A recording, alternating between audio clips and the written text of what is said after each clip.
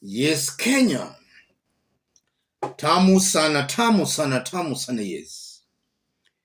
I want us to have a look at a press release this evening by Azimio concerning some remarks William Ruto made today in Kirinyaga, where he linked Azimio to the re-emergence of Mungiki.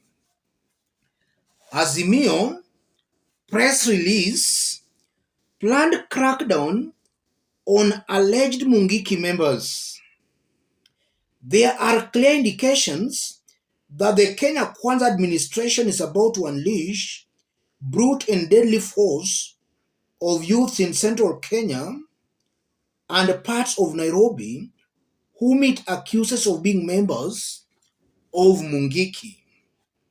Without tabling any evidence whatsoever that Mungiki has re-emerged and is engaged in criminal activities, Kenya Kwanza has embarked on a campaign of warning the sect of dire consequences over illicit brews and non-existent protest marches, among other imaginary crimes. As a party, we wish to challenge Kenya Kwanza not to run away from responsibility. The young people this administration now sees as Mungiki and other types of criminals are the same ones it mobilized as foot soldiers for the now failed promise of economic revival. Those youths feel frustrated, betrayed, used, and dumped. They are not criminals, but victims of a false dawn and broken promises. These youths deserve a deal, not guns and bullets. Kenya Kwanza must give these youths the jobs and training they were promised during the campaigns. Alternatively, Kenya Kwanza must admit failure and restore programs like Kazi Mtani that the previous administration put in place to help these young Kenyans earn a living.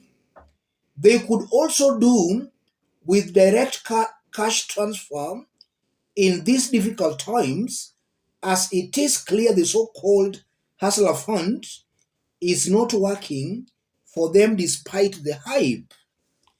Azimio la Umoja will not sit back and watch the regime resort to the extrajudicial executions and enforced disappearances witnessed in the past in the name of fighting non-existent crimes.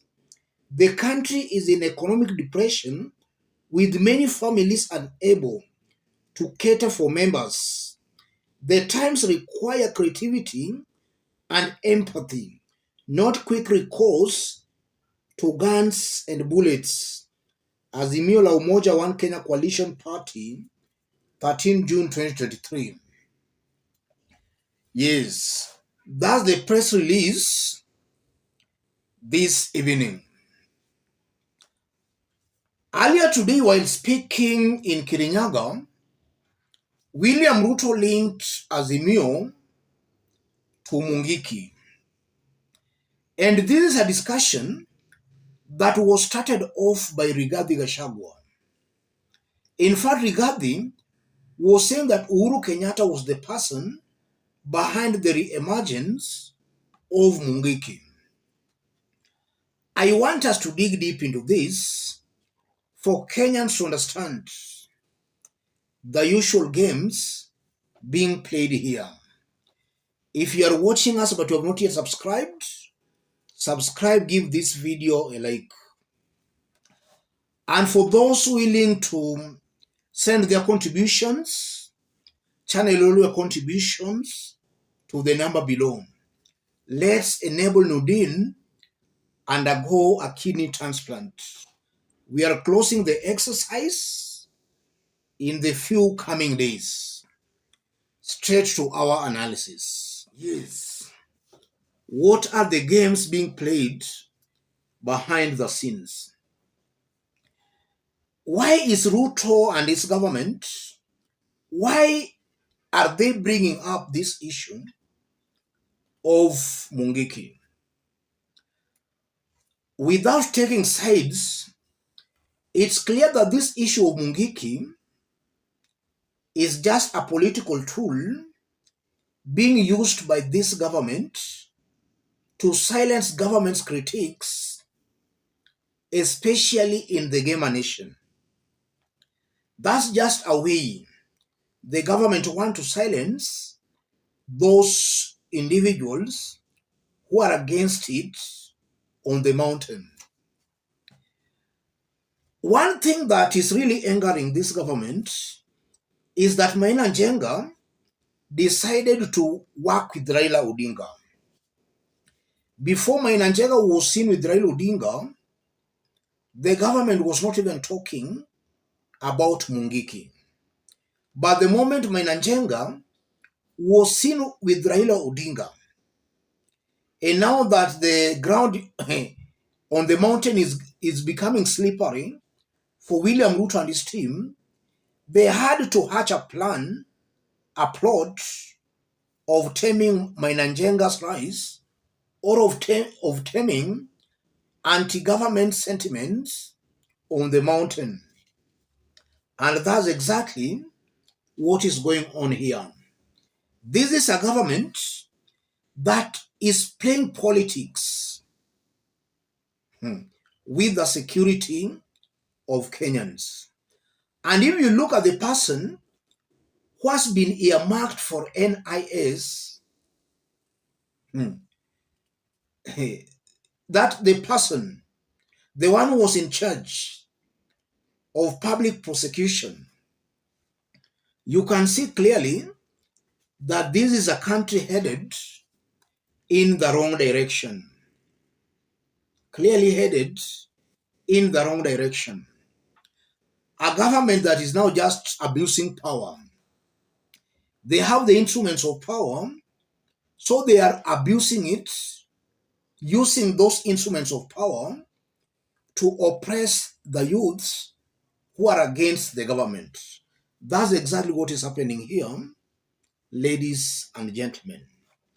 Besides that, it's a fact that Ruto feels threatened. And when a regime feels threatened, they always turn dictatorial. That's what we are seeing here. Ruto has failed to deliver. He knows he will not deliver. Any person trying to criticize that government becomes the government's enemy. Because Maina Njenga is trying to criticize the government, Maina Njenga is now being targeted here with this whole nonsense of Mungiki. Because it's clear Maina Njenga is a political threat to William Ruto's government on the mountain. And that was very evident when Maina Njenga was arrested, where thousands of youths actually stormed DCI in solidarity, DCI headquarters in solidarity with Maina Njenga. I believe those are the issues causing all this Mungiki thing the government is talking about. The government is just threatened. As I conclude, it's a fact that Ruto is taking advantage of the political naivety of Kenyans. That's something I've always maintained. Kenyans, especially those from the mountain, should actually wake up.